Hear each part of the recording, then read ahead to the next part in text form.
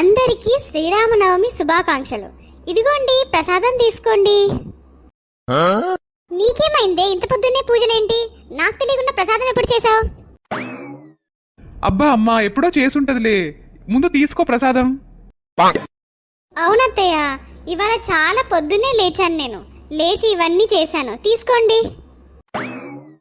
ఇలా ఇవ్వమ్మా, నాకు నేను తీసుకుంటాను. మీ అత్తకి చాదస్తం బాగా ఎక్కువైంది. ఇదిగోండి తీసుకోండి. ఏంటి అన్ని మా నాన్నకేనా?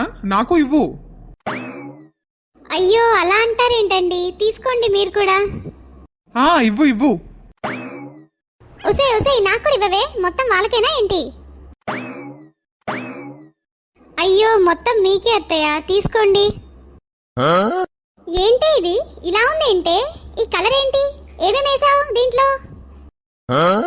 ఇప్పుడే వస్తాను నేను, నా కడుపులో ఎలాగో ఉంది. నేను కూడా ఇప్పుడే వస్తా, నా కడుపులో ఎలాగో ఉంది నాకు కూడా.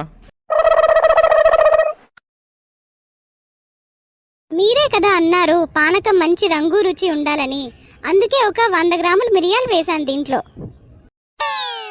ఒసి ఇన్ని వేస్తే బాత్రూంలో కూర్చుంటారే, ముందు చూద్దాం పదా వాళ్ళు ఎక్కడున్నారో. అవునా, సరే పదండి చూద్దాం. ఏంటి నాన్న ఇలా ఉంది నాకు? అవునరా, నాకు కూడా అలాగే ఉంది కడుపులో.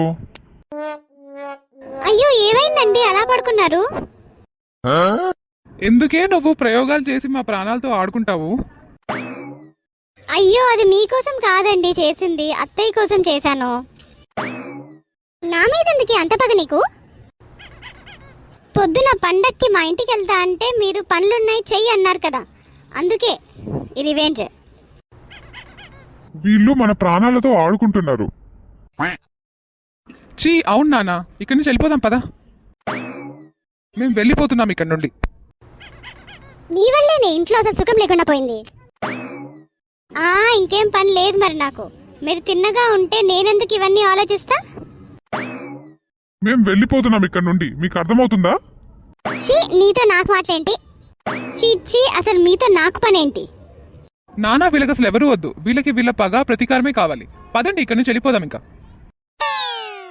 ఏవండి వచ్చేటప్పుడు హోటల్ నుంచి ఏమైనా తేవండి, వంటేం వండలేదు నేను. అయ్యో పండగ రోజు కూడా బయట నుంచి తినాలా దేవుడా. చూసారుగా, ఒక్క పానకం కోసం మా ఇంట్లో ఎంత గోల చేశారో. ఇలాంటివి కానీ మీరు ఎక్కడైనా చూసుంటే లైక్ చేయండి, కామెంట్ చేయండి.